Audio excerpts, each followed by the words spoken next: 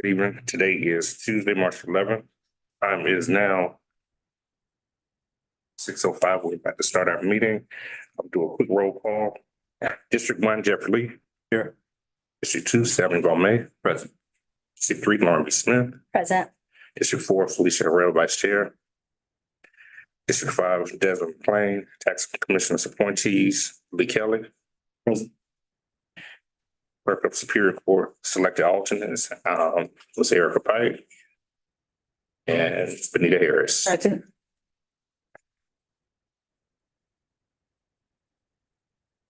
Going to agenda item V, can I get a motion for a vote of approval from minutes from 2/11/25? Make that. Second it. Motion made by Jeffrey Lee, second by Lawrence Smith, all in favor? Aye. Any opposed? That's it. Okay, now we'll have our general updates by our ethics administrator. Good evening, board. I just have a few updates. The first one is we did conduct interviews with the grand jury for District 3 and District 4. In District 3, unfortunately, Ms. Lauren B. Smith, this is her last meeting with us. They have appointed a Ms. Sheila Easter, and I'm just waiting on swearing in dates, the judge's office. So as soon as I have those dates, I will let the board know. For District 4, Ms. Felicia Harrell was reappointed. Any questions for that?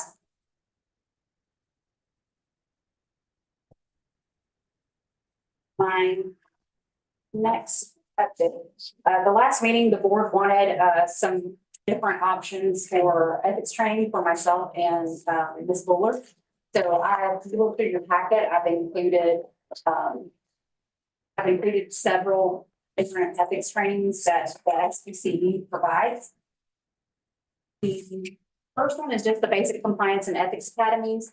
The dates that are already marked off, those are dates that either I or Ms. Buller is on vacation or we're not available. But those are the April, July, October, and December dates are still available. It's just the basic compliance and ethics academies. The agendas are attached. To attend one of those, it's only from the Spain Ethics Academy. It's only $577 difference.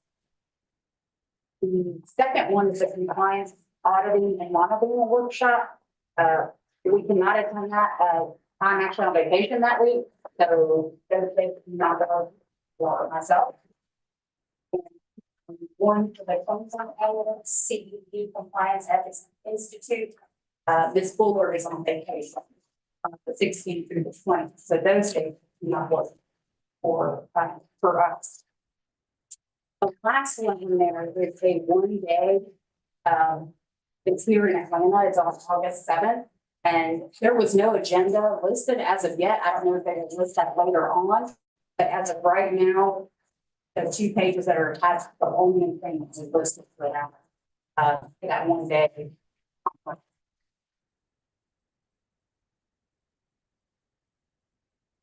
So the one that y'all went to last year, was that pretty much the basic, That is is, that like a basic compliance? it's one of the academies. Yes. So would you all need this again, or?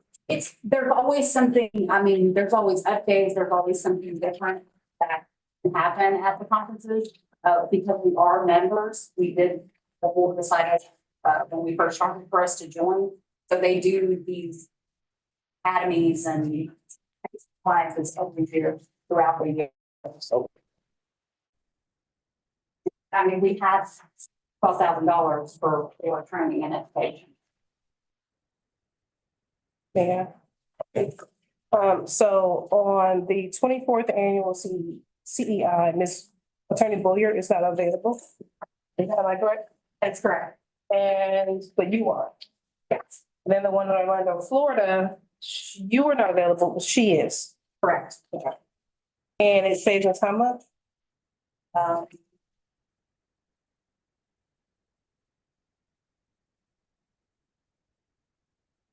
So in Orlando is $13.25. That's just the registration fee. I haven't priced out what the hotel is or what the flight is. The same goes for the one in September. And then remind me, the one in Barcelona, how much is it for that one? Total or just, Just for the actual ethics, the workshop itself. it was 33.27. Yeah. Per person. Oh, That's per person. Because that includes all the training materials and the snacks, the brightest, the lunches that we do. It's all included. So the 24th annual and then the compliance auditing and monitoring workshop, they're gonna cover different topics. Slightly different. Correct. The agendas are packed. So you should be able to look at the agenda. That should be the second page. I know on the 1/6 September, again, that's kind of like the one in Atlanta. They haven't listed anything. No agenda was attached to that. It was only the price point for it. So I really, aside from what they're putting on that first page, the learning tracks included, I don't know what the agenda is. The Barcelona is 33, 37, including transportation. I have that. Sorry? Does that include flight and hotel? That price you, No, that's just the registration for the conference. The total for that was, if I'm not mistaken, I think it was 12,475. I think, that's total for both? yes, that's for round trip tickets, hotels, where the conference is being held at, and the registrations. And. Okay. Okay, For the one that's in Orlando and the one that is in Tennessee, the difference between those two and the basic compliance is the basic compliance always have a government set. The other two do not, and which is why the basic compliance is more expensive because it covers more entities. Does that make sense? These typically, when I look at the agendas, tend to cover your traditional corporate organization. And they would not have anything to do or any insight with government. The basic compliance, even though it's the same one from last year, the presentation, the presenters, and the information is different. So they call it basic continuously, but it's different agenda tools, different information. Now, how often they change it, I don't know. I don't know if they change it every year or every, I think they have multiple per year. Yeah, they have like the basic, all the dates that are on the front of that, those are all the dates that you do throughout the year. I'm guessing that each one of those is the same agenda that happens, but how it differs from last year's agenda, we won't know. Like, Till we got there. like Ms. Fuller said, it could be the presenters are different, that it could be new material. We really wasn't. If, sorry. okay. For the remaining days on the basics, are neither of you available for the additional days, Vegas, Tennessee, Texas, California? They are available for those days. They're not available. They are available. They are. No, I'm saying for basic. For Yeah. basic, they are. And then for basic, and as far as it's the government section of the training, how many sessions are on government itself? How many sessions pertain to government? It depends. So sometimes we don't know. Every session, because they have like the government, more government departments there, they may touch on a government like aspect of the section. So, last year was our first year going. So it's still kind of new. I would assume that it will be different each year, particularly with the new administrations or regulations and policies change, the different rules and regulations around cybersecurity, monitoring of different things. So they adjust them to align with those principles and policies. To give you all kind of an example, if you look at the basic agenda, you'll see like the compliance overview, compliance risk assessments. Those are things that, whether it's incorporated or not, we can apply to, that's how we learned about that, our vertical. Then they have like the conflicts of interest, those things that are more applicable to what we do. If you look at Orlando, they have things like use of data analytics and compliance, auditing and monitoring. Or, audits of third parties. Those are the types of things we don't do as a Board of Ethics. When I look at one of 10 things, environmental, social, and governance, international, data privacy, it's just things like the basics, because it's a long run program, having more things that we can use that apply. Question, what's the difference between the basic compliance and Barcelona versus the ones and one here? It sounds like the location, honestly. I don't really know anything other than that. Okay. And this one here, I know there's no agenda, but what would the cost be? No, it's in Atlanta, so it's local. Yeah. Okay, So that would I'm be- sorry. Like a $239 for the early bird, $1. 239. Yeah, that would be $239 plus whatever the hotel. Yes. And what's the travel for this one if, I mean, I guess we got Las Vegas. San Antonio. So we would have to ideally identify a location. For the basic, yes. Gloria, do you know if for the basic, is it the same agenda in every location? For this year, Yes. all the dates that are on that flyer for it's all the same again. Okay, even if it's, I don't know, when, Yeah. radio, it all be the same. Well, this flyer, this does not go with, like what's in Barcelona. That's a totally different agenda. But I was wrong. It is a different agenda. Yes. But this agenda only applies to the dates that are listed on the box. Is it the same organization that, It is, it's the SEC. It's the same. And I don't know, like flights or anything like that. I do not know about that. But also another thing too, with these dates, you have to remember we're in this budget year. So we're in budget year 2024, 2025. So the new budget year kicks in July 1st. So we would need to go to one of the days before July? And what's the date of the Barcelona? That's October 13th to the 6th. Isn't that outside of the date? That would be the new. But And you said y'all need to go before. Yes, okay. If we, so for the Barcelona dates, when I spoke to the director, not remember his name, is the one that helped me. He stated that if we were to go to that one, they would go ahead, we would have to go ahead and pay beforehand. Because I guess it's international, I would imagine it's because it's different. All the other ones, we pay after we've attended, if that makes sense.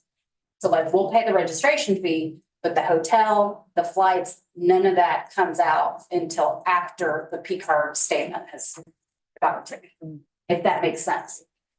And I did look, the one in Barcelona does have a totally different agenda.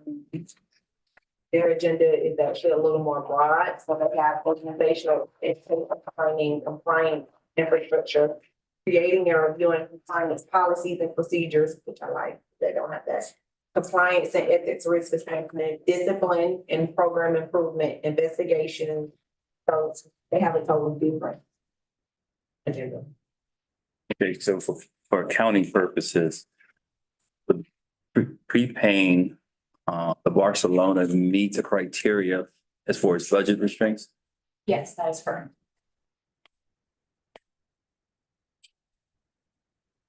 Is there any way to contact those that don't have an agenda published in this package that you have us? This one. Yes, sir. CEI. Oh, I didn't know. This one. Right, so it's Yeah, here. Yeah.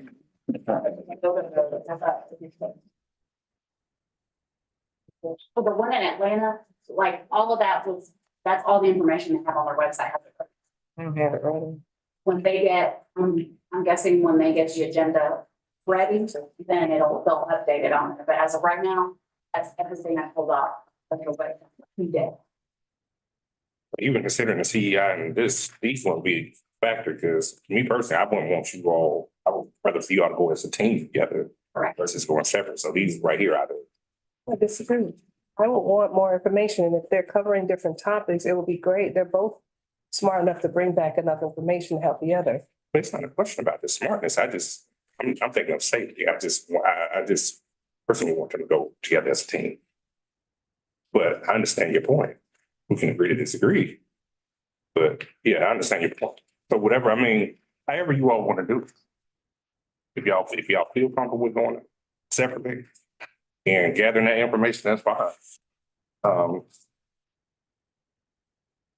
I'm curious. And then Barcelona. Personally, traveling, I travel by myself all the time. Right. However, being in the environment, having Gloria with me, because I'm responsible for conducting the training, but having Gloria there to help support me, get the information, to brainstorm off of how we can apply it. I mean, just sitting there when we're doing the scenarios with other people that in the room shows. And sometimes she catches things out of it. So I would prefer us go together. I just wonder if sometimes conquer and divide, if we could gain more information by attending a series instead of one particular one. I see one, it talks about compliance lawyer and things of that nature or hot topics in it. I would want to know about this one as well, because I'm just wondering if we can cover more ground. I think the only thing about conquering and dividing is Gloria doesn't do the training. But I don't know if she would even know what information to bring back to me that could help me. But some of the same sessions would be in the same place, so you will differ in some sessions, but some sessions would be. Some sessions that you achieve that will help with training is some sessions that will be duplicated regardless of which one of these trainings you would go to.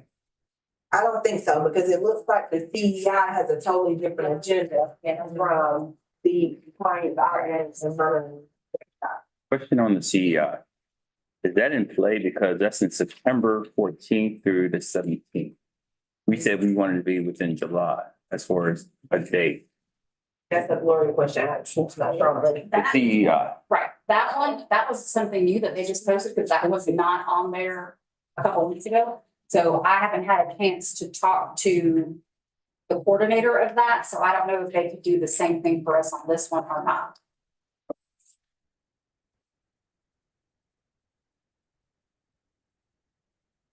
I think like the investigative components on the CEI, when that we're doing more hearings, I feel that there's value in someone attending this to bring some information back that can help our hearings and investigations. I agree. And that's what I did like about the Barcelona. Barcelona had two particular areas I was very interested in. One was the investigation part, because we didn't even get that last year in basics, in the policies and procedures. So being able to not understand, but have a dialogue about processes and systems. Unfortunately, none of them had the policies and procedures. They also had a section just on this.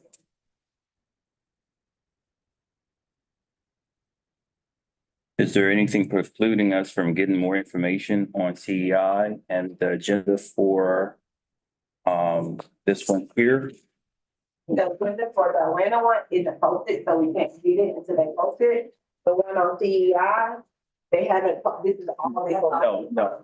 The information I'm asking for is whether or not they will prepaid for the event. Oh, I don't know. I haven't talked to that coordinator yet, so I do not know if that's available. That's what I'm asking, whether or not we can find out. Oh, I can, yes, I can reach out to them. Yes, absolutely. And the question I have is whether or not I don't believe it would preclude us from having, making a motion next meeting, once we have that information.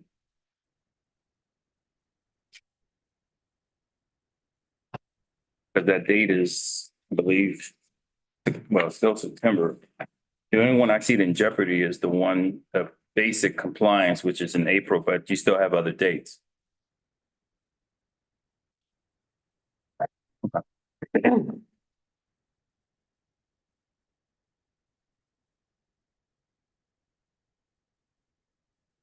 Any more questions or? I have one question about the one in Atlanta. I know y'all don't have the agenda for that yet. It's not published, but I would just be curious because it says offers an all industries learning track and a healthcare specific track. I don't think that would be applicable. So the SCCA, right there, it says the HCCA, so that's the health side. Okay, there's always two sides. There's a Okay, so that's a energy separate. side and a healthcare side. Yeah.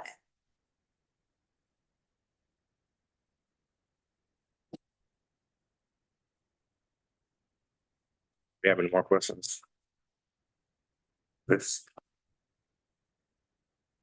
Have anything else? For tabling it until next meeting? Motion for that? It was just a discussion. A discussion, okay.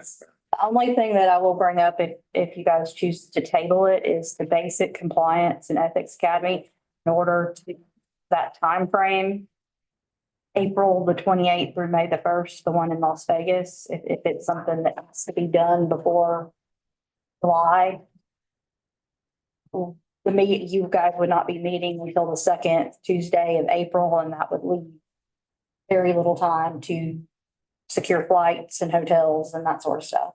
Which one is that? This is the basic compliance. But that's the April date. That one is in jeopardy, I agree, but there's other dates as well. But it won't fall within the budget. Right. window. They trying to do. Yeah. Okay.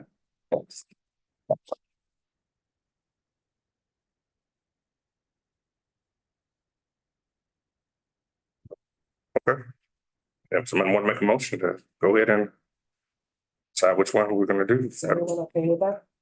Or do we feel you need to table the issue? Let's not table it. So what are the top ones that Yeah. that we have narrowed it down to? It sounds like Barcelona. Right, because it has some of the components that she mentioned. And we like the Do for the investigative process. so. Does the Barcelona? And see, yeah, September. Is that I need to read what the agenda is for the Barcelona? Please. Yeah. Because if it does, Yeah, that's why I heard come back and find out whether or not we can prepay this one, the CEI. Yeah, but can we prepay it? No, we don't know yet. We have to find. The only, when That's what I was Gloria spoke to him, the only one she talked about the prepay was the Barcelona for this. So can you read the agenda for the Barcelona? If it includes- So Monday, October 13th, introduction to compliance. Organization, and if you don't know what any of these are, let me know because I can read the description. Organizational ethics, education and training, compliance infrastructure. Tuesday is creating and reviewing compliance policies and procedures. Compliance and ethics risk assessment. Discipline and environmental improvement. And then Wednesday is auditing and monitoring. Friday students obtaining buy-in and commitment. Thursday is using incentives in the compliance program.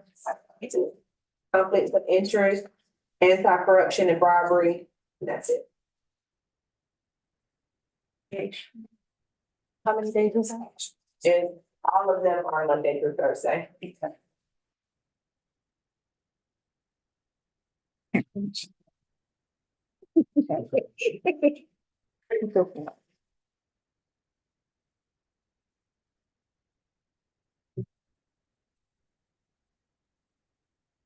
I will say, I personally like the agenda for, I know the Barcelona one is more expensive, however, in the current, I'm good.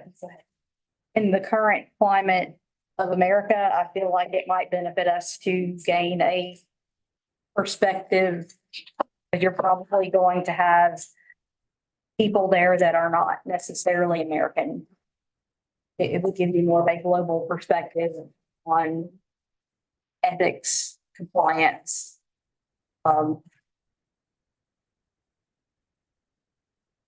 So I'm not gonna lie, I was dead against it because of travel. And I just feel like in this climate, government layoffs and things of that nature, it didn't look good for us to send you all to Barcelona.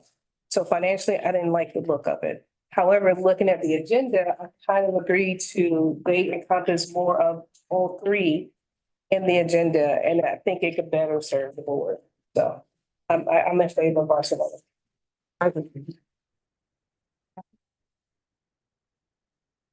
You got, I would agree only if, no, seriously, only if it meets the criteria we talked about in regards to prepays. and it does, you right? She said it does.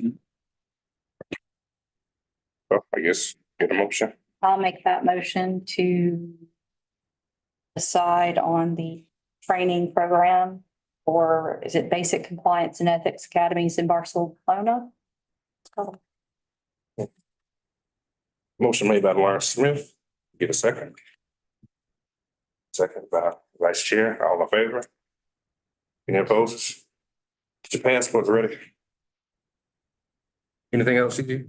So I just wanted to let the chair and vice chair know that the budget meeting that we had scheduled for tomorrow has been canceled. So as of right now, the email that was sent out was that they were not gonna do any new budget requests to any like operations in the office.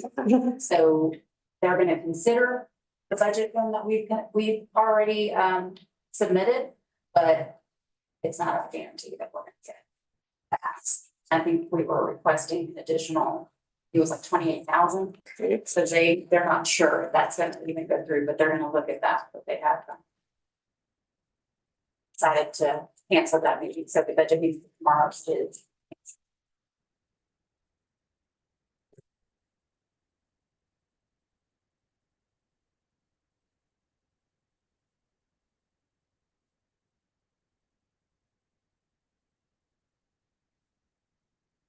Or do we have anything else?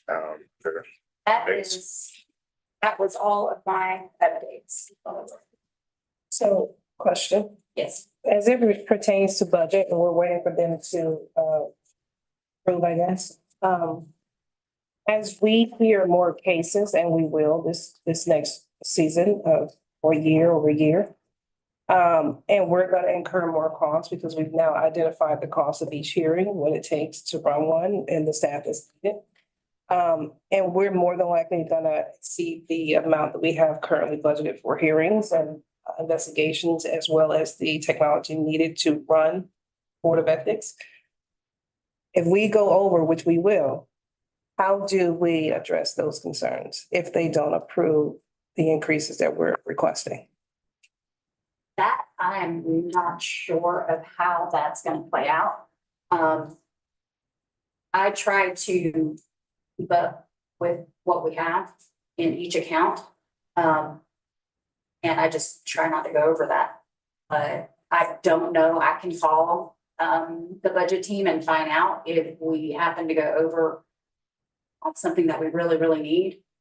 You know, how is that gonna be handled? Because I really don't, so that's because, yes, Yeah, we should be able to move money around though, right? we should, yes. Okay, Yes, we should be able to move money from different accounts, like, because I did talk to Ivy about that. And I know in our general supplies fund, I think we have $7,000 left in that. So we could move that if needed to, you know, if we have a hearing coming up and we need a hearing officer or I mean, we could move that, some of that money to the agenda account. Is there a procedure to request a supplemental outside of the current budget if needed? They do a mid-year review, right? Yeah, that's already.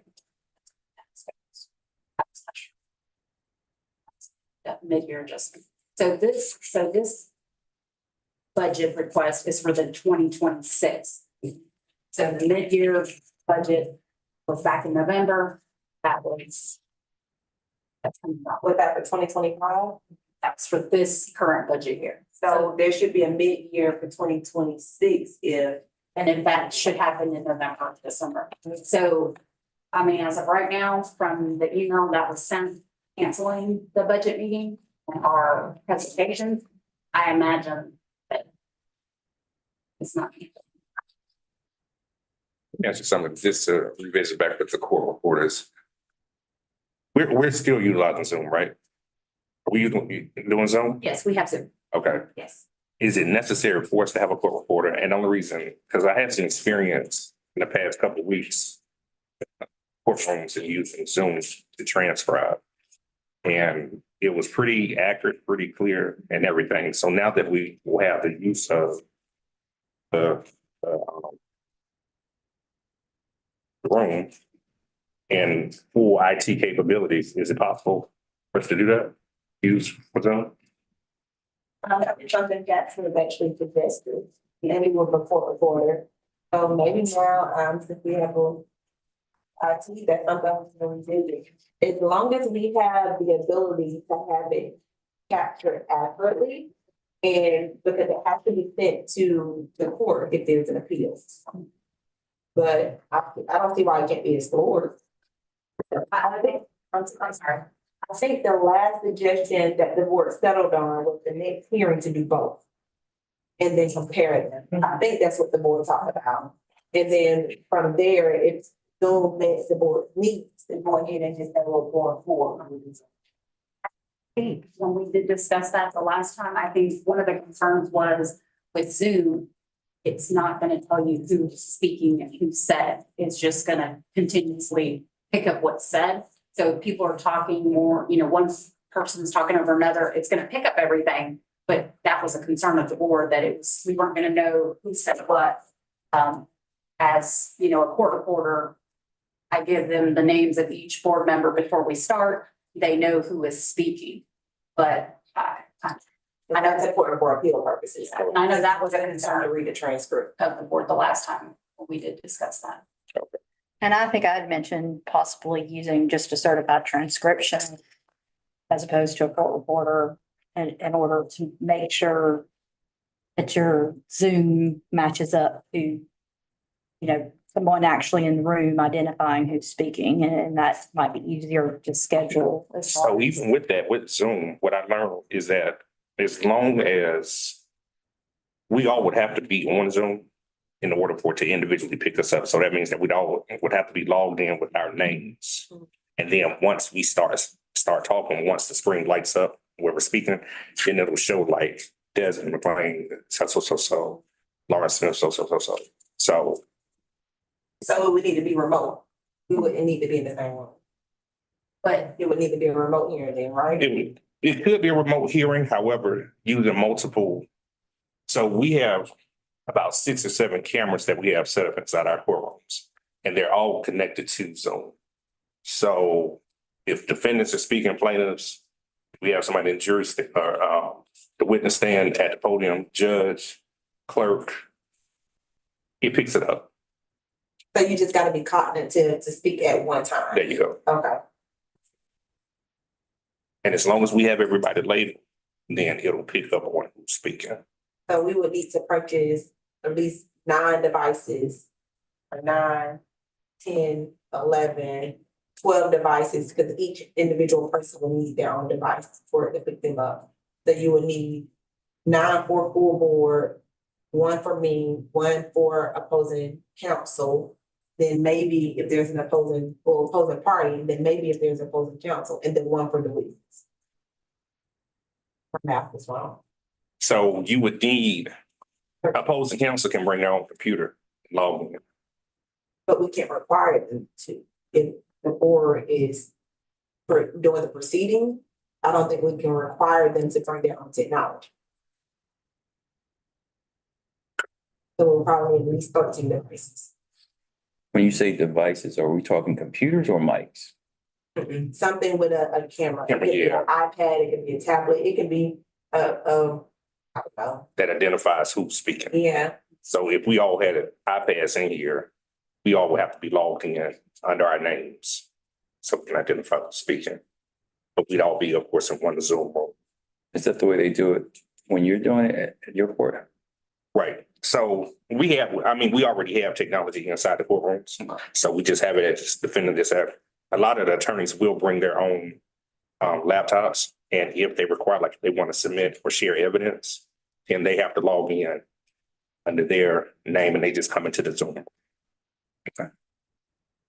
It's possible. I think we would just have to take in consideration, budget to get those things. I don't know if we have, the capability to rent No, technology. So we'll just have to take that into consideration for the budget. So if we're meeting in if we're having hearings in a room that's outfitted with cameras, and we have each individual microphones, and we're each have a nameplate in front of our names as we're sitting there.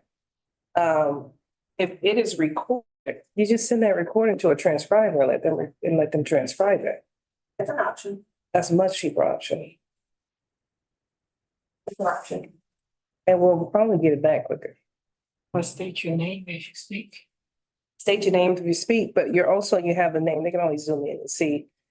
But typically, we do, if you're correct, but it helps. It will help. I think that's a good option. It's cheapest. Because we're already using a room that is outfitted for recordings, according to county manager. We will now use their rooms outfitted with cameras, mics.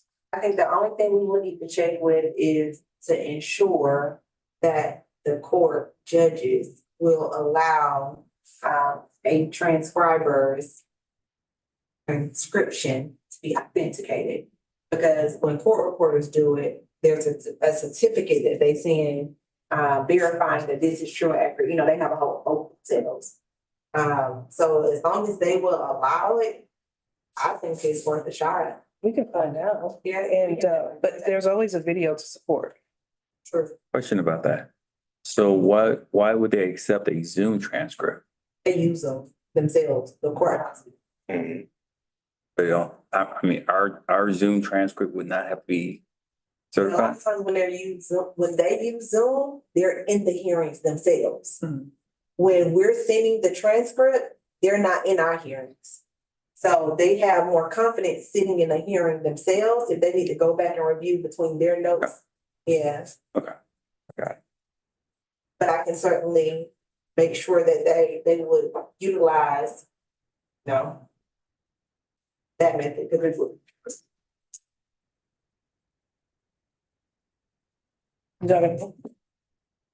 Is everybody? Oh, I was like, it was your idea. I was wondering, I don't even know how to respond. I don't know what you just said. I'm sorry.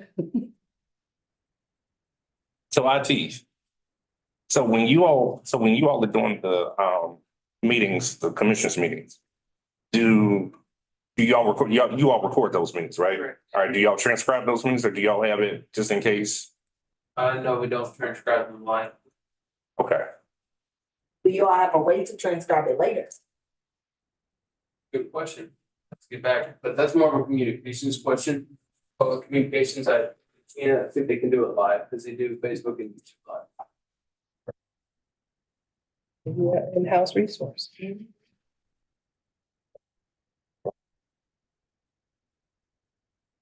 all right, is there anything else on that? Madam Administrator, is that it? All right, now we will have our general updates by our ethics officer.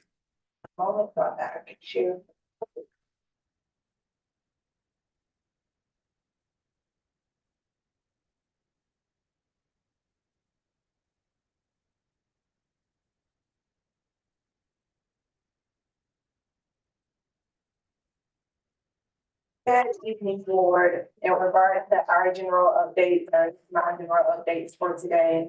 The first update I have is in regards to John Doe versus Judy and Thomas.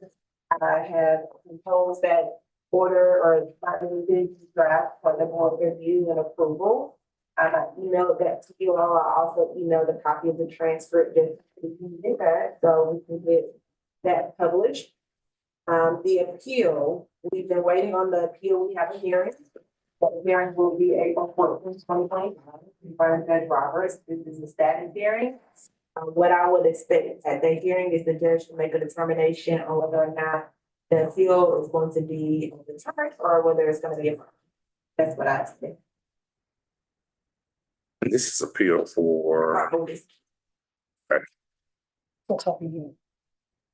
So as soon as we have an update from that, I think that is actually after our next meeting, so I'll probably have my next update for that.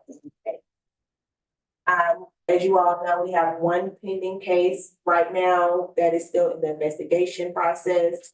We have sent out the subpoena as requested.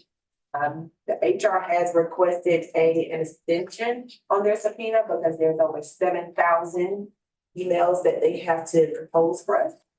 So I did tell them that they can have an extension because it's a lot for them. They have to go through that any information that's needed to be redacted and then give that to us. So just to give kind of the board a realistic expectation that it's going to take a while. Can I ask what the language and subpoena, what did we ask for All specifically? emails between those three individuals in which the complaint was filed against. So we said it's over 7,000. And those are all county emails, correct? All county emails between all three. There may be between person 1 and 2, person 2 and 1, person 2 and 3, person 1, 2 and 3. So I just want to give, set expectations for the board. It's gonna take HR time to get that to me, and God knows it's possible they're working on it. When it gets to me, it's probably gonna take a while to go through. In-person training, any questions about the just general case updates? I have one. Go ahead. You go first. I'm sorry. You go. I was just wondering, which party is doing the, appeal? Is it? Oh, this. So there was I think it was before you came on. I'm telling you that one. Okay. But that's the one who did that. And as of now, that is only. and just to remind us the one with, I think it was the issue about a basketball contract. There's one concern I had in the final decision for John Doe versus Vivian Thomas. On the second page, where it says the board finds that something in County, that line. Just, there's a portion that says to say the least. I just thought it needed to be. I think I'm okay. But y'all can tell me what you think. Were you on your same note, under the following financial transactions, check your numbering. You have 2 number ones. And then, say that.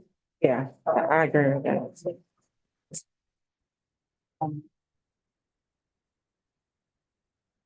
Any other edits? That you all will propose? And this, just a reminder for this will also be accompanied with a letter to the director of Parks and Rec, encouraging, and the county manager copy, encouraging them to come up with some formality of how commissioners should be renting county facilities. Policies and procedures. One question about this order here. The conclusion of law, first sentence, it ends with that its officials and employees be and give Wording? conclusion of law. First sentence, yeah, first sentence. Oh, that's how the statute was. That's right. Okay.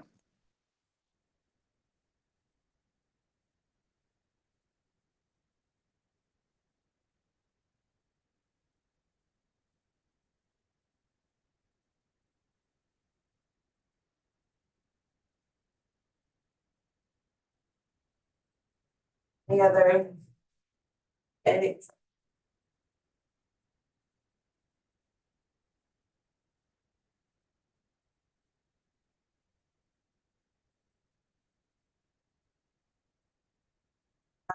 The next thing that I will go over is the trainings. As you. Last sentence, there's two periods, Okay. What page? page 2. Misuse of position.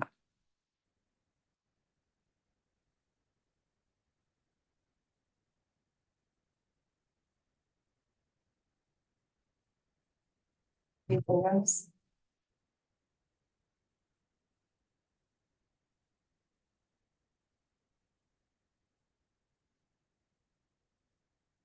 If, you all catch anything else, let me know. It probably won't be kept on until tomorrow.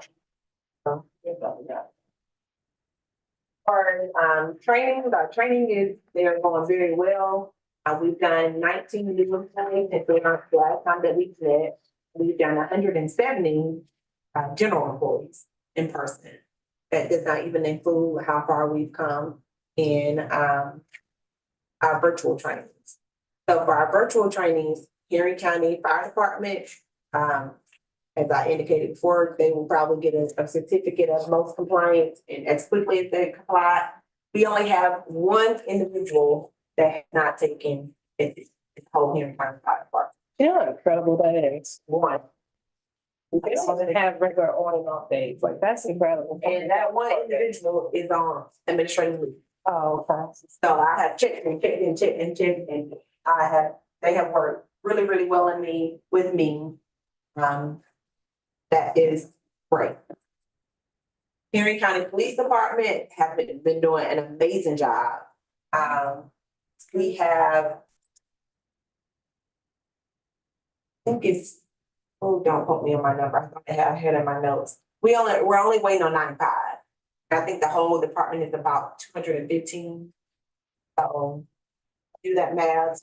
Done a lot of things. I've gone to the police department several times, met with individuals to help assist them on learning the process, how to work it, things of that nature.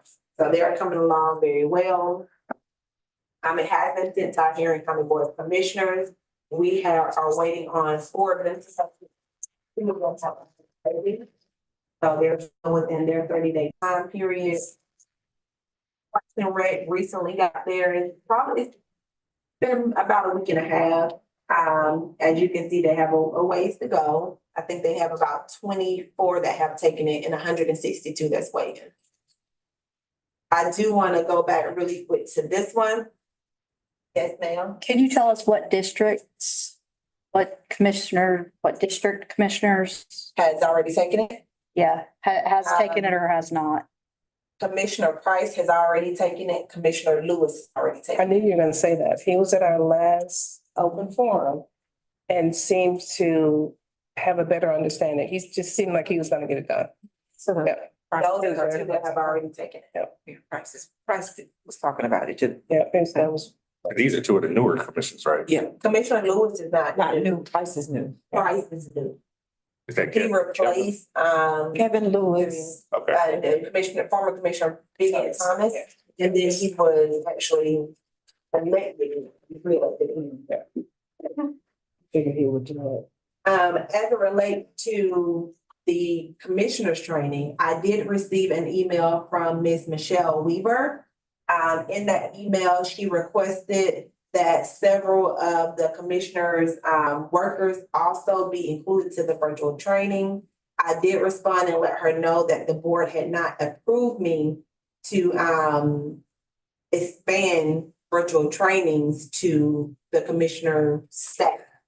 And that it was only set for boards and departments over 200 individuals or employees. And that was so that we can effectively manage the training environment when they're over 200. And because the boards are all over, a lot of times they're there volunteers, make sure they still have their training. She did respond and she said that, that was something she had spoke with Chair Harrell. I asked her to send me the specific names and titles of the individual that they were requesting to do virtual training. it will be her, who's the executive assistant to the board commissioner. Stephanie Braun, who's the county clerk. Jasmine Head, who's the deputy county clerk. Leonard Hines, who is a constituent aide. Clayton Carty, who is a constituent aide that works outside the office.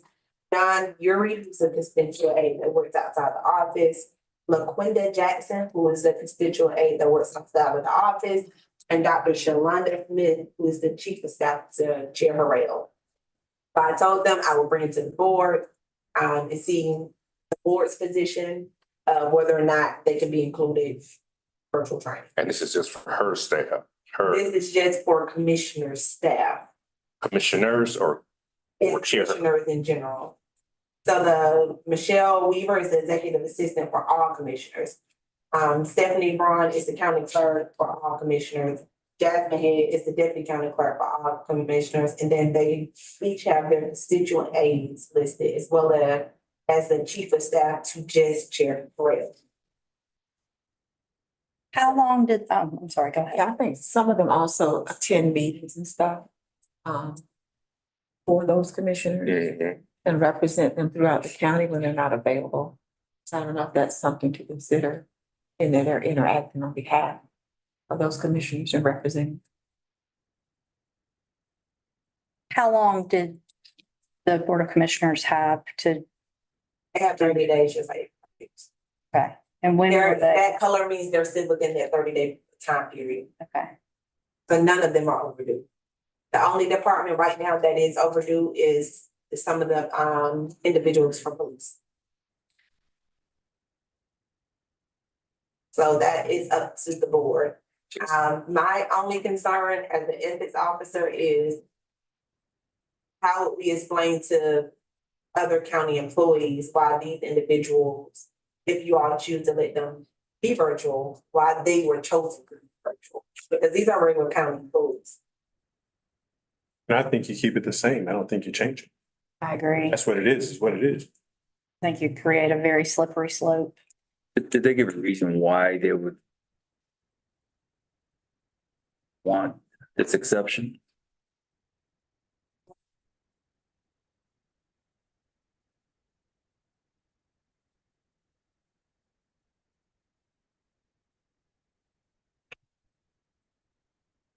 I guess because these, go ahead. So, I'm sorry. So when she sent, the response, it was just, we need to have the following board of commissioner staff set up virtual training. And then I sent my response, letting her know that, I don't have the authority to do that. Their staff, so they had to do in-person training this year and virtual is every other year.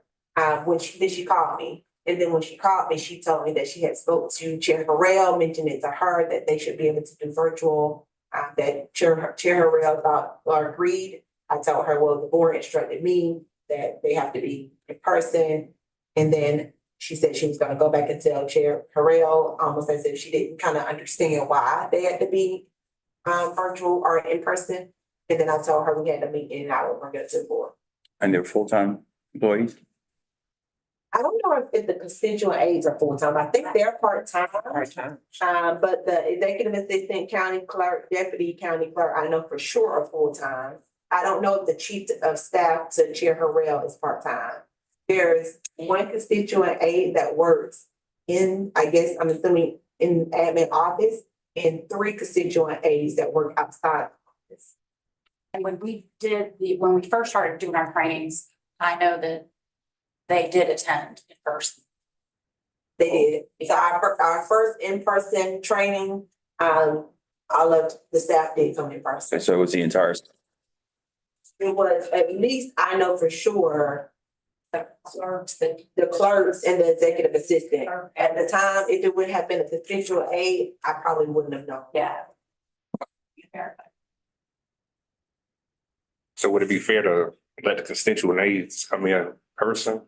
And the staff, I guess my thing is I wouldn't want to pull them from their day-to-day duties too much, especially if they're servicing 5 different commissioners. So you never know what's needed. I think each commissioner have their own constituent aide, but I can understand that rationale. If they're servicing the commissioner aide and they're off-site, honestly, I don't even know where they work, I mean, where they live, then I probably would, right? I understand that rationale more than the other county employees. Just a question. There should be other training requirements for these individuals, correct? I just do Board of Ethics training, I don't know. I would assume they are. So unless there's a, like what you're saying is you don't want to take them away from their work, but everyone else has to attend training. So I mean, as part of the job, you have to allow time for employees to receive training. So And I mean, they'll still get training. So if we look at other departments, at least they have, if they can pull, let's say you got a department of 60 people, if they can pull 30 away, put them in training, you got another 30 that can cover whatever duties that they have to do for that department and vice versa. I guess my thing is that these people don't have backups. So that's the only reason as to. To that point, I'm glad you said that, because that is one thing that she did mention. Okay. She did mention there that the staff, the Board of Commissioners staff as a whole, their department is so small, it's hard for them to rotate out. Right. That was a reasoning that Ms. Weaver gave as to why they wanted all of them to be virtual, because they are so small. And they basically can't rotate with duties. Right. How are they taking the training without taking themselves away from doing their job?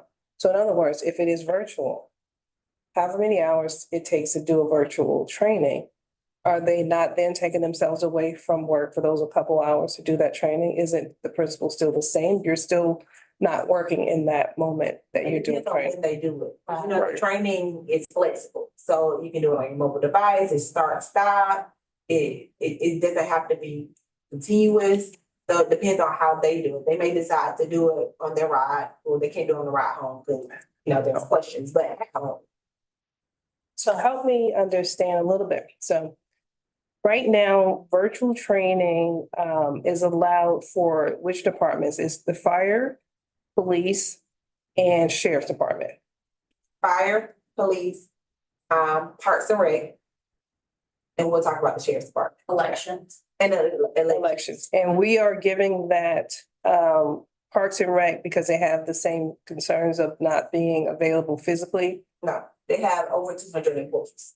It's the amount of employees. So everyone that has this exception has over 200 employees. Beside commissioners Commissioners. and boards. So Boards. like the Board of Elections, the Board of Appraisers. We have probably about 15 different boards in our county. Gotcha. Can I ask IT a question? How many IT employees do you have servicing the county? 3. And how many county employees do we have in the county that IT services? It's 1,600. And how often are you sitting at your desk when you service them? Do you often go to their departments, to their computers, or do they come to you? Or are you doing it from remotely from your computer? It's a very mixed, service, so we do it all. So if we're gonna make an exception for one, then we have to consider IT department. We have to start making exceptions for other departments because they may have those same concerns. It's a small department that takes care of 1,600 county employees, sometimes remotely, sometimes in person, sometimes here, there, and everywhere. They're after hours right now with us. And so if an exception is made, then are we then spreading that exception around? And at what point does it stop?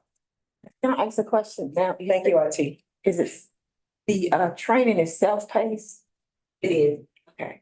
And I say that because I have reasonable accommodations for work and I flexi and self-pace my trainings. Like I had to complete emergency management training to deal with measles, but I did it on Sunday and I completed it and I met my requirements. So you have to take into consideration the size, but there are also extenuating circumstances that we may not be privy to as well. I do get that, but that could be true for every county employee. Yeah. And then at what point do we seem impartial? That's my concern. It seems like it's a hierarchical privilege. Yeah, to me. for me, it's almost, they're asking If we're gonna do it for one, we're gonna do it for favoritism all. because they're. And I agree. When our whole Yeah. purpose into implementing virtual training was for departments that were over a certain size. So I don't think we can really have it both ways here. But I kind of understand the fact that you pull them away from something. Yeah, I'm sorry. Yeah, even when we have to do our training, You have to do- I can't go, I can't go Yeah. sometimes too either, so I'm doing it on a Sunday. yeah, so virtual. And if I can break in, then get interrupted with doing something else, then come back to it, I can do that, but I just. Yeah, or find a breaking point and I go back to it. Isn't that true for every employee? No, it's not, No. because nobody, nobody can't do my job. And I'm not trying to be funny, but I'm right in my job. Let me I'm- ask a quick question. County manager and her staff, are they in person or virtual? In person. That's fine. Did we agree that we were going to do in-person training and alternate? Or, sorry? In alternate years, Well, what's the agreement as far as how we're going to do training?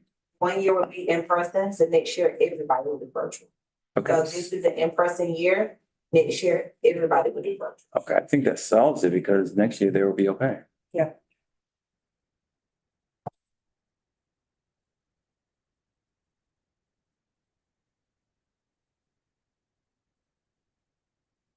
All right, so what, can you make a motion on whether they would go in person or virtual? I would ask for additional information in terms of the clarification as to why they asked for that and see if they give us additional justification. I asked the question and there was no justification for She it. did provide additional justification to When that. Desmond mentioned the Desmond fact mentioned that it. they said that the department is so small, it did make me remember, she did indicate that the department was so small, it's hard for them to pull away compared to other departments that they can kind of stagger. Being that I heard that, I would ask for additional information and clarification. Let me ask you this then. When you say stagger, will that resolve the issue as well or no? Or is the training on a certain day where they couldn't stack? So we have multiple trainings throughout the year. So there's a calendar, it's a link that they're sent out and they can pick any of the general trainings. We do a morning session, we do an afternoon session, and we do probably, 6 to 8 a month. Right now, we have about 16 training days that are available to choose. So we've only done one. Trainings on Sunday. So I think they can do a partial with coverage and still cover. I mean, still get what they need as far as what they're asking. I think the difference between this training year versus when we did it the first time is, the first time we did it in the admin building. Right, right behind your desk, it felt like. This year, we're at Heritage Park in Lake Dallas area. Is there a reason why we're at Heritage Park and not right in their backyard? That's just the availability they had. Make it available. We'll be in their backyard and make it easy. Now, I did offer to them, and I always like to refer to my email because I don't wanna misquote. I said, I am happy to do an in-person training with only these individuals. I did offer that. I would have done that for any department, just like we staggered for police. I've offered one-on-one training. Sometimes if, I think when I sent it out to the commissioners, I said, hey, if they want to break in groups, I do 2 in person, whatever. Not only, even though the boards are able to do virtual training, every board that I send, I reach out to, I inquire, do they want in-person training first? And I've actually had some boards that say yes, and I'm training them in person, like the board of appraisers, they wanted it in person. Did you get a response on that yet? I got a phone call. And the phone call was no? With the, I guess, justification Okay. of why They need- virtual. So in the phone call, I don't think she even really addressed that part of the offer. Maybe we can get additional clarification from her in writing. Make a determination. I think we hear often in the forum or in conversation, this county, the constituents of this county and the employees of this county want to make sure there isn't a one rule for county and a one rule for commissioners. Yes. And if we start creating rules specifically for commissioners and their staff, and it isn't a justification for other departments that have those same exemptions, we are going down a slippery slope Because a commissioner can't request we do something and we comply just because, There has to be a compelling reason. and there is not one, in my opinion. I don't believe so as well. Not yet. We don't have it If yet. there's so many I want things to, yeah. available, I mean, everybody knows that somewhere throughout a year in employment, you're gonna have to do some training. And you have all these dates available.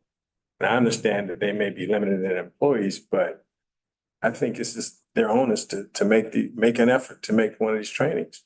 Otherwise, you're giving, to me, like I said, it comes from, well, Ms. Harrell got them to give us. That's what it's gonna be said. That's what it sounds like. That's what's gonna be said. And then Ms. Harrell is saying, The other one.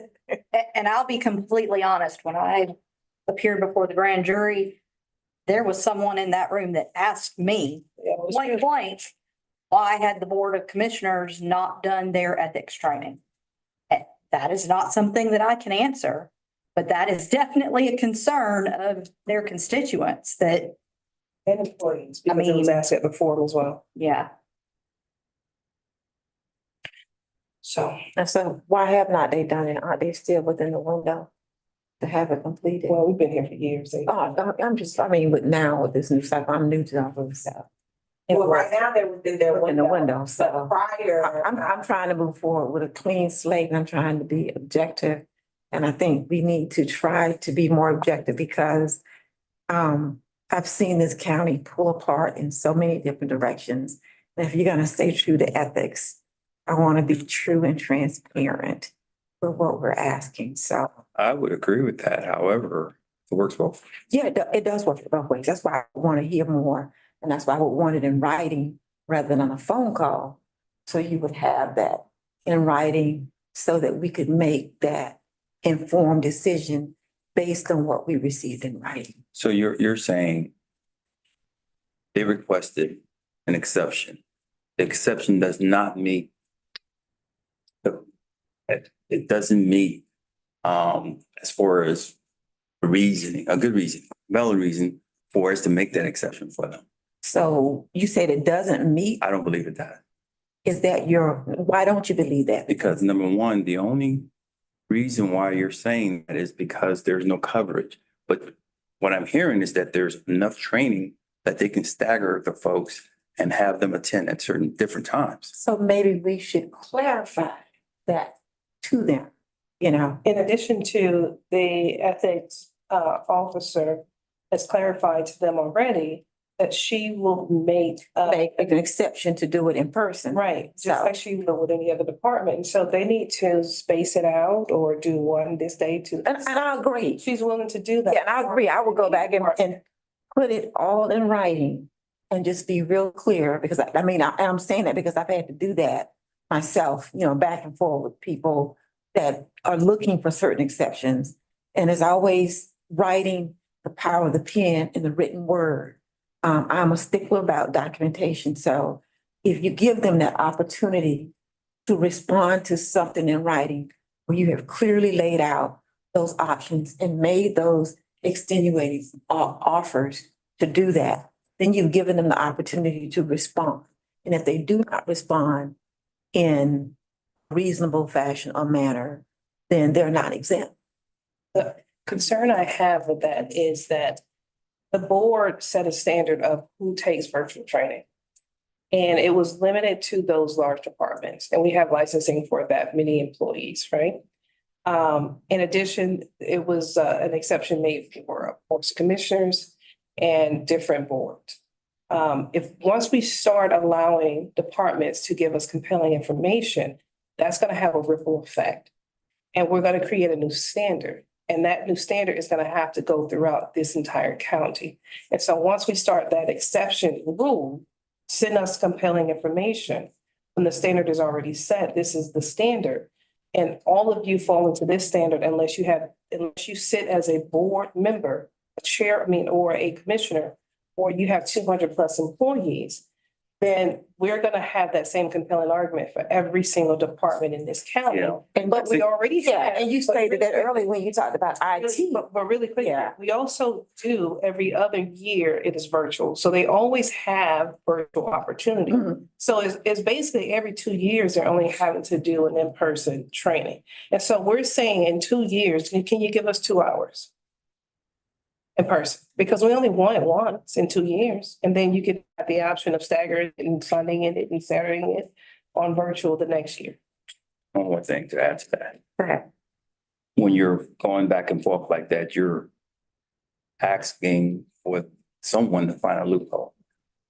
So, I No, no, no. disagree with that. I know, I finish. disagree because I found myself in situations where you have to look at the gray area of what ethics is really all about to make informed decisions. But And I'm just, I'm doing this because, you know, being in this county for 25 years and always trying to be objective and fair, I think we need to stop looking for certain things or making certain assumptions when we can't speak for someone else. we have a standard though. That's what And we've I'm trying to say. established that, but sometimes when you establish certain things, we may have to go back and revisit extenuating circumstances. I had to do that this week when people were fired and rehired, and I had to stack and stagger and redo. So there's always gonna be that option to do that. And I'm not making excuses for commissioners or IT or anything like that. As I stated earlier, having it in writing, clarifying what that is, and reminding them of that and reiterating it allows us to stand firm so that we're not sitting here speculating whether or not a commissioner wants favoritism or whether an IT, because that's what I kind of heard, and I don't want to hear that. I didn't, Wow. no one said that. I kind of heard that. That's like. Did I say that? But no, Wait a minute. I said, it wasn't. I said it would be Hold on. perceived. I don't know that perceived. But I said from our perspective, we would seem impartial. And I don't want us to be perceived as impartial. But we will give that perception if we make an exception for a department that because once we send that back and we say, find us a loophole to give you an opportunity, then we have to email every department in this county and ask the same. We cannot ask them to prove to us why there's a compelling reason. If we've set a standard of what departments get to have virtual training, if we give this opportunity to this department, we have to not be impartial to one department over another. We have to give that same opportunity to every single department. Okay. Right. And now you Every change the whole department, standard of if every training and department the resources. has that necessary to do same that. compelling request, then that may mean that we may have to go back as an ethics board and revisit the standards of which Okay. we But you established. can tell we've not had an issue. We're not having issues. We've not. I'm just speaking in terms The- of, The What? training, I don't want to speak Training. over you, but oh, go ahead. now let me speak. The training is a requirement. It's a yearly requirement. So everyone has to meet that requirement. So it's already out, written down as far as how that is to be met. So now you're saying, okay, we cannot meet it. We need an exception. If you're not given a viable reason for that exception, then you're not getting that exception. As simple as that. I think we're saying two different things. I'm not saying that they're not gonna meet it. I'm just saying the option to do it a certain way within a certain time frame. But we've established there's time to do it. Right, and that's what I'm saying. Asking for clarity and point of clarification in terms of what she established when she said to Desmond that she gave her other reasons in terms of them being staggered. And I don't want to belabor this, but I just I don't think the want. confusion is they're asking for something. And we're saying you've not met the standard. You've not met the burden of proof to show us that you need this thing changed in your favor. And then you're saying, well, go back to them and say, well, find more information and come back to us and prove it. But we're not asking them to do that because we're not in favor of doing it. And so we've said no. And if they want to come back and say, well, again, we're asking, and these are the points that we didn't point out prior to, can you please reconsider? We will always reconsider, but we still may not vote in its favor. So we're not saying we won't consider. We always consider. We're always open. Yes, and I agree that. And like I said, having it in writing so that we can consider and we can be clear. And I think that alleviates conflict and confusion moving forward. All right, so let's do this. do we want to go back and ask them to put it in writing? Do you want to? Do y'all want them to put it in writing? Yes or no? I would prefer because it's a record. I do. Not for me. Not for me. I mean, we can honor her request. I mean, why not? We've done it for other board members, so if she wants it in writing and wants it represented to the board, why not? Because I would have it to just put back to them and say, well, you said this in writing and we have it. If they come again with something, so. What exactly, I'm sorry, what exactly are we requesting for them to put in writing, just for, so I'm clear? I was, when our brother said to Desmond that she did say that they were staggered or had staggered staff and had, requested because they needed their support staff trained. So So the question would be, and I'm asking too, so I don't have to go back. If the board so chooses, to help you all understand the justification for allowing Board of Commissioners staff to attend virtual in lieu of in person. Is that what we were I asking? just wanted to know, I want to know what was the ask? I mean, she spoke to you, it was not in writing. And So the so, ask was to attend virtual.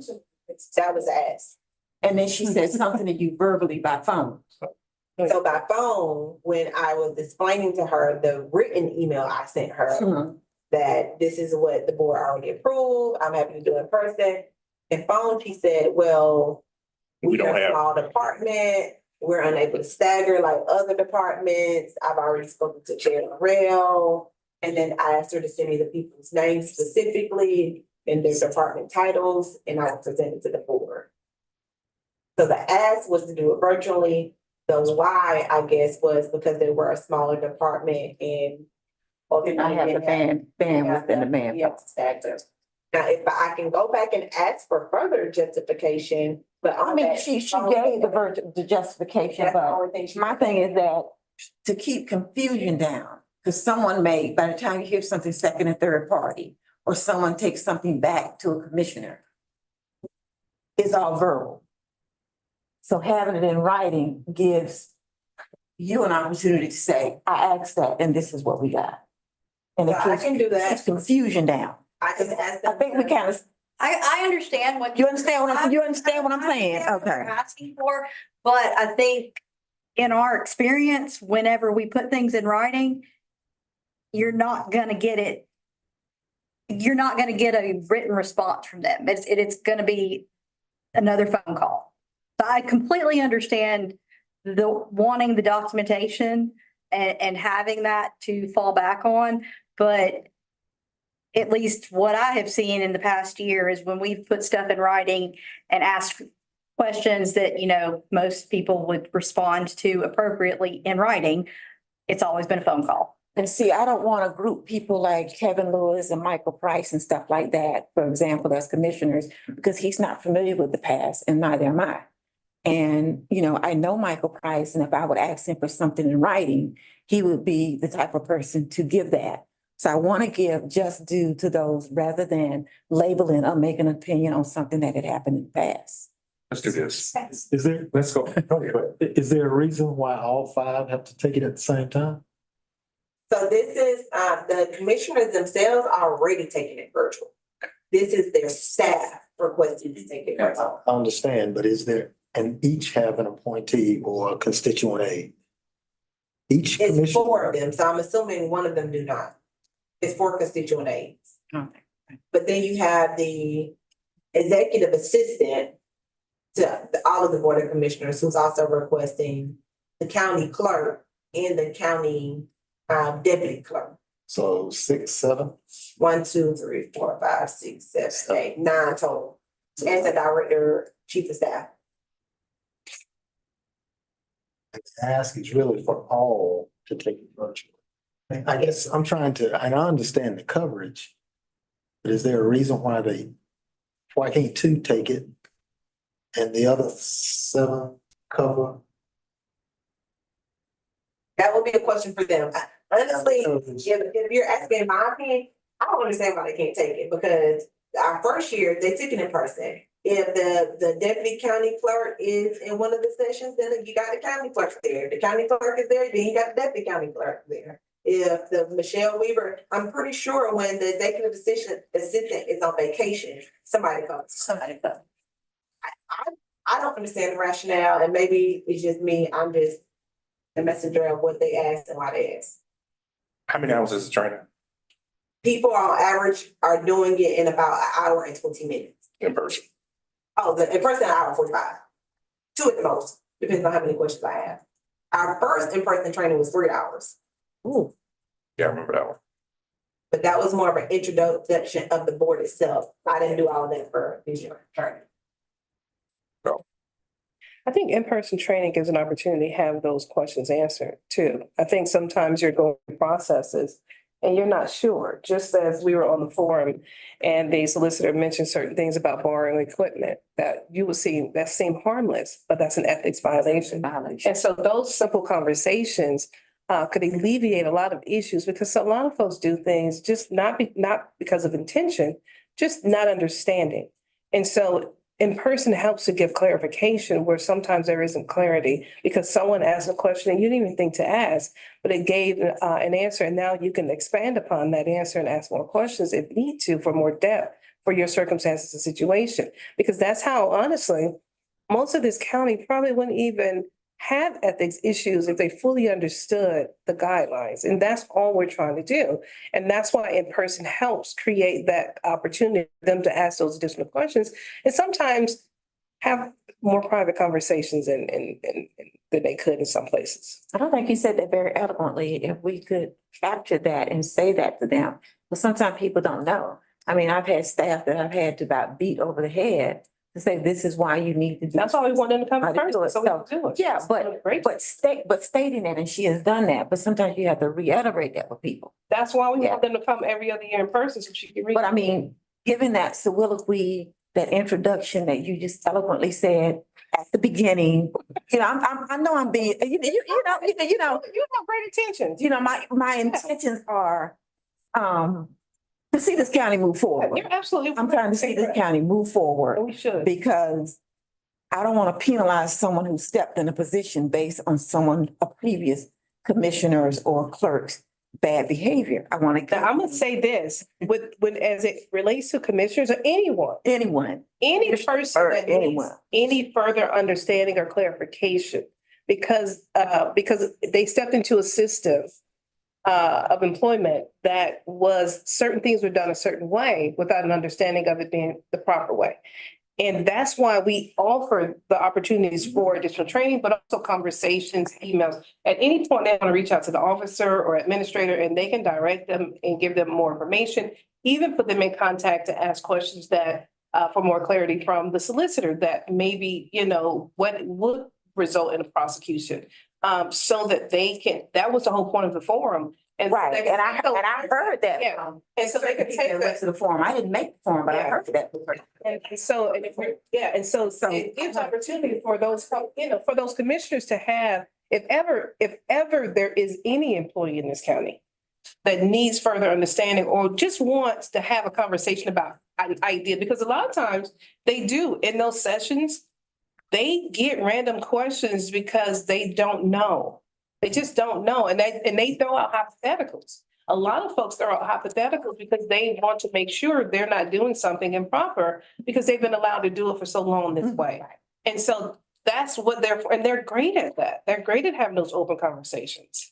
The only concern I have with the discussion is that we don't want to have a perception of double standards. That's the only concern I have. And I agree. And that's why I'm about clarity. And making sure that all their sides are free. And I want the board to hear what I told her in my email before I got that. Okay. Said, thank you for your request to add additional employees to the upcoming virtual training session.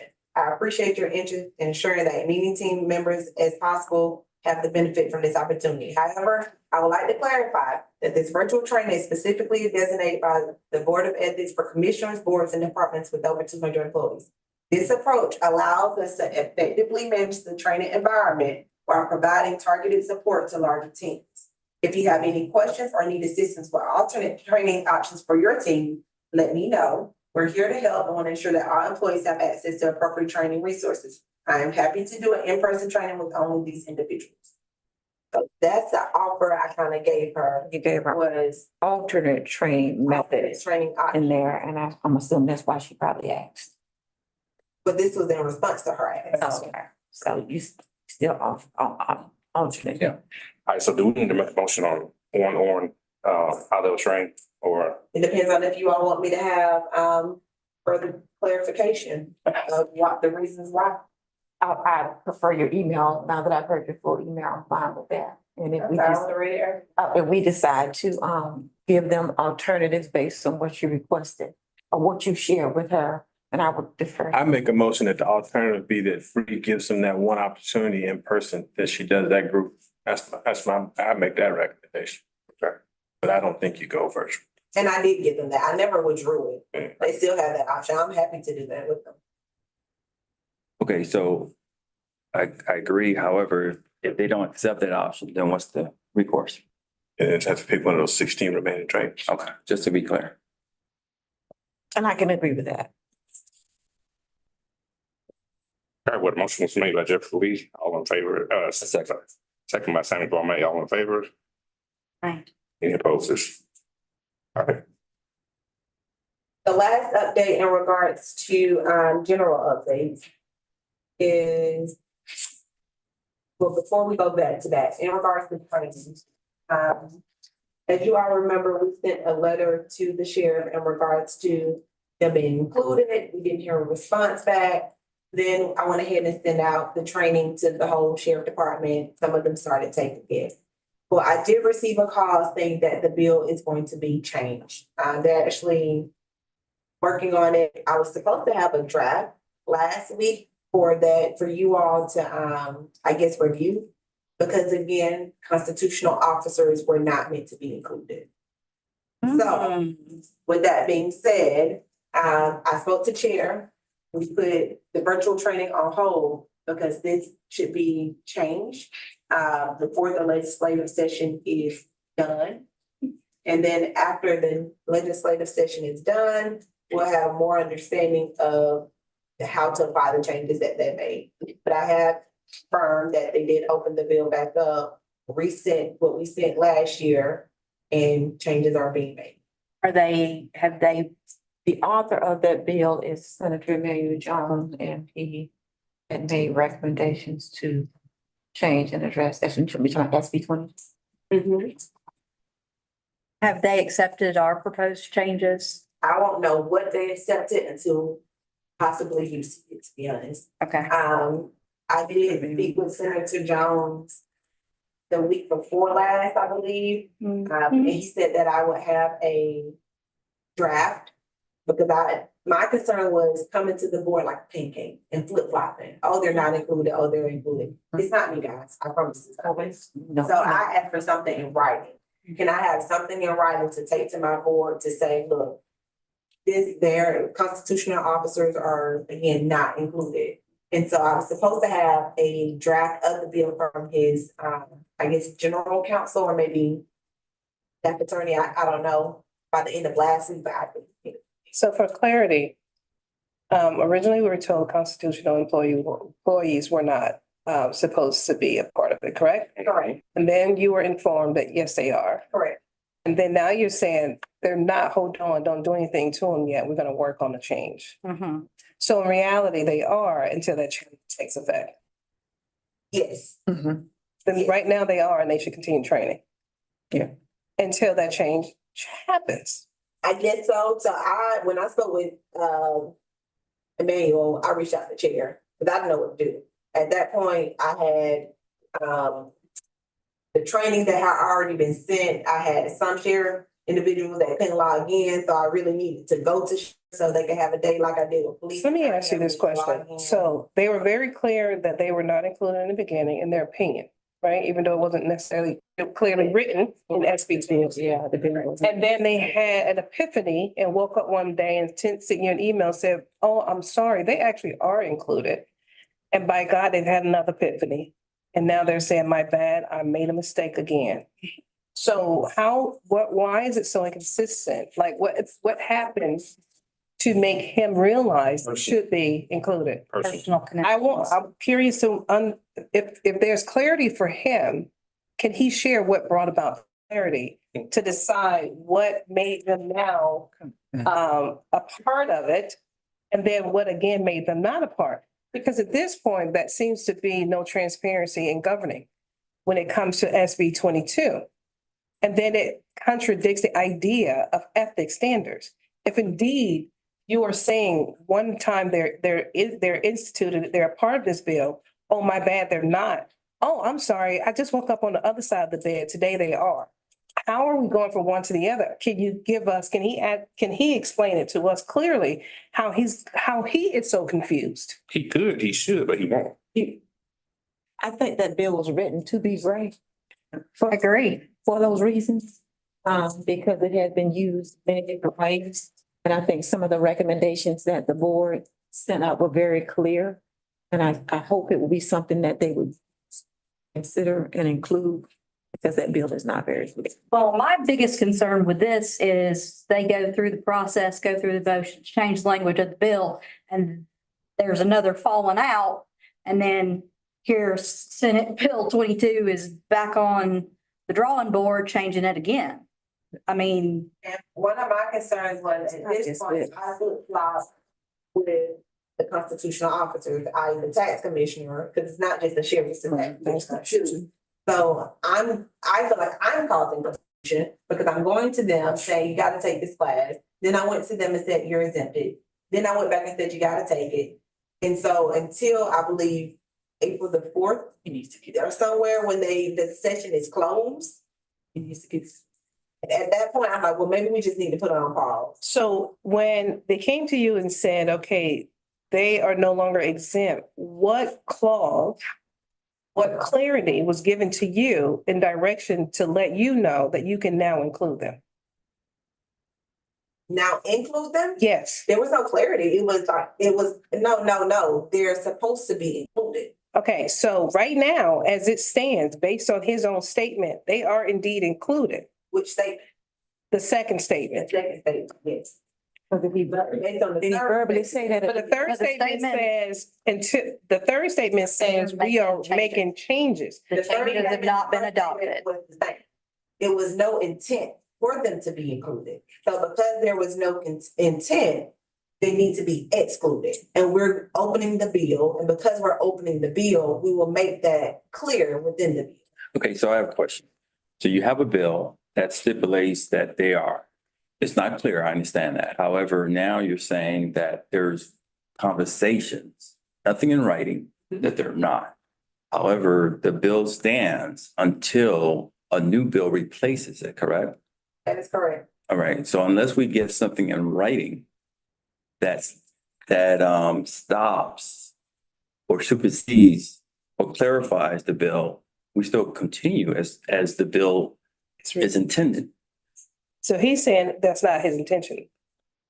It was not in intention to include constitutional officers. And it wasn't specified. But it wasn't specified to It was exclude them. not But specified. So in other words, he messed up and did not exclude them. And so right now they're included until he writes something different that exclusive. now, So, Not necessarily. I knew you- Yeah, because it's pretty much that bill is gray all over. no, I agree. It's gray all over. So the thing about it is that they're not, they're not in it. Who's they? Sorry. The sheriff's office and the tax commissioner. But we have never had an issue with the tax commissioner. Right, we never had an issue. with They have tax- right. willingly However, been up right, and about however, things. it's gray. It's extremely It's gray. not even about the tax commissioner. It's about the bill itself, Right. very gray, which is being used as to what most laws are, it's very gray. When I do appropriations law, based on the situation, it's interpreted Mhm. based on what it needs to be interpreted. That's just like and we may just mention before the US Constitution. It's gray Great. because they knew generation after generation was gonna interpret a whole different way. So that's the way this SB 22 and I is. would agree with that because I always tell people if laws weren't gray, you wouldn't have attorneys. it's meant to be interpreted a certain way. And the way typically as attorneys that we get to the root of the issue is by going to read the legislative intent of what it's supposed to be. Problem is the local bill, so we have no legislative intent, which is why we reached out in the very beginning to try to get clarity. But didn't we get clarity or an opinion on how we should proceed? I thought we did. What do you mean? The first time, second time, and the second? Second time. The second The time, second time is. yeah, the second time we did, Yeah. but So- we don't know what changed that. We don't know what made that. Nothing has changed.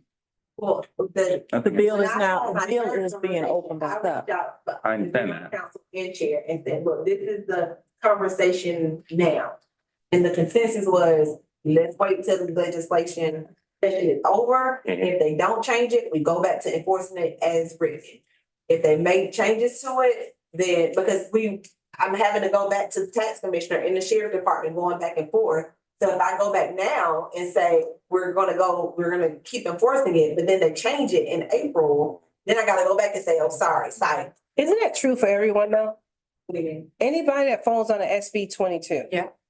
Isn't it true for all of them? If at any point anything changes in this next legislative session, do we go back and recall it on all of them? Yes. What if they get rid of it completely? Then we go back and say, hey, forget we ever existed. And that's one of the things that's on the table to get rid of it.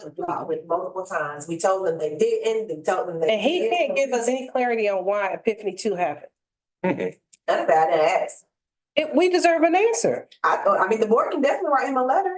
We deserve an understanding of why you told us, yes, there was an intention, but it wasn't written in there, which means they still fall until now we make these changes. But until we make those changes, they're still falling. They're still under this Does the bill. board want me to reactivate the, We'll consult with general counsel about it. Yeah, I'm in favor, I'm in favor of following the last order that you have. Because we have a bill and we got clarification for the bill and it's still current. Still current. Now, the problem I'm having is they said, or it will be, but the rule or the law is what's current, which is this, it's in the Bill 22, the current version of it. So when you say you're in favor of the last order she received, the last order you received was what? to move forward with the training on sheriff and the commissioner, Yes. because they're not explicitly excluded. Exactly. That's the last order I received from the board. Now, if you're saying the last order from the legislators, it was, we did not attend. So which last? Which one? The one from the board, because we got an opinion on that. And we went back and forth and we agreed that we were going to continue. Now, once they make a decision to change the language and it's clear, of course, once we read it, then we can stop. If it can be perceived to be weaponized against the deputy's department or sheriff's department, it can be perceived to be weaponized against the police department. Yes. Or because there is still a level of law there.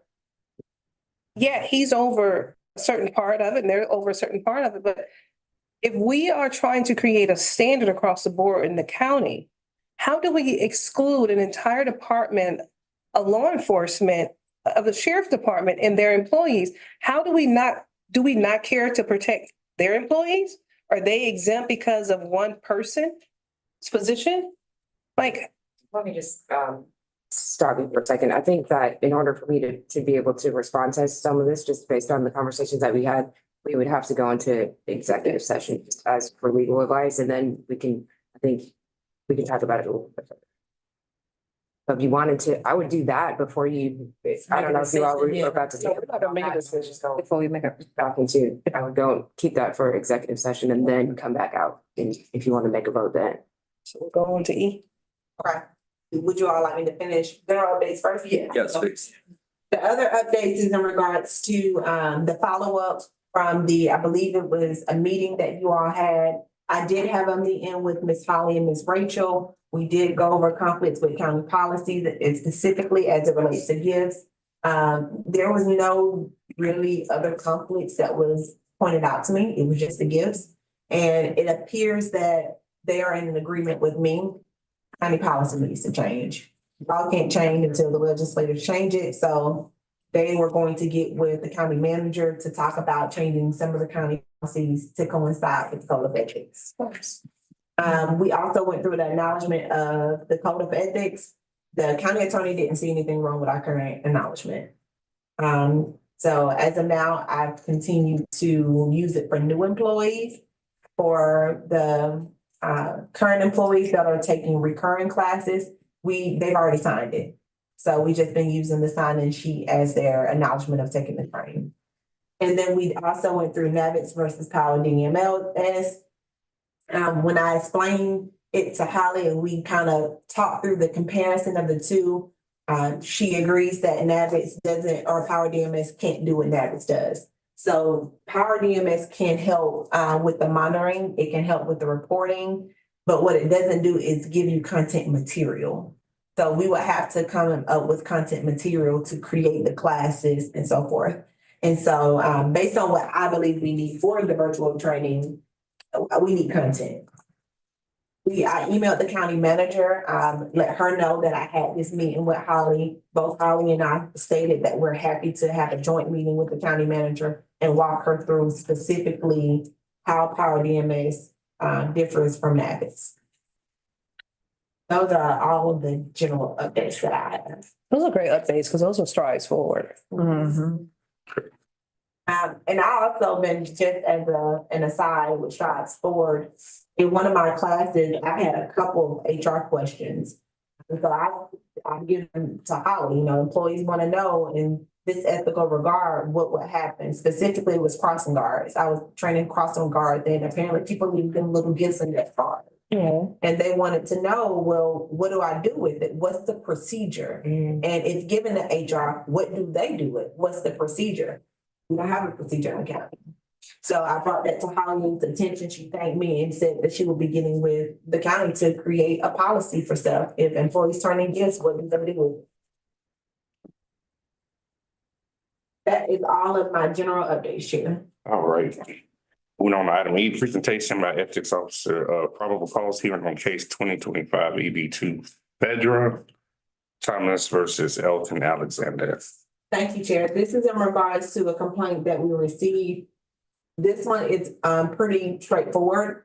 Elton Alexander is a Stockbridge City Councilman. So based on that alone, I recommended that we dismiss for lack of personal jurisdiction. I did reach out to Ms. Thomas. I advised her of what Stockbridge, the city of Stockbridge has their own ethical complaint process. So I actually sent her the complaint, actually advised her what the process is so that she would know that she would have to file through them. All right, can I get a motion to go into executive session as needed? Chair, I need a vote on. Oh, I'm sorry. On presentation or on case number 2025 EB2 Fedra Thomas versus Elton Alexander. I motion to dismiss. The motion made by Samuel Baldwin, second by Anita Harris. All in favor? Any opposers? That motion made to dismiss. The motion to go into executive session. I make that motion. Motion made by Barnaby Smith. Second. Samuel Baldwin, second. All in favor? Any opposers? On to executive session.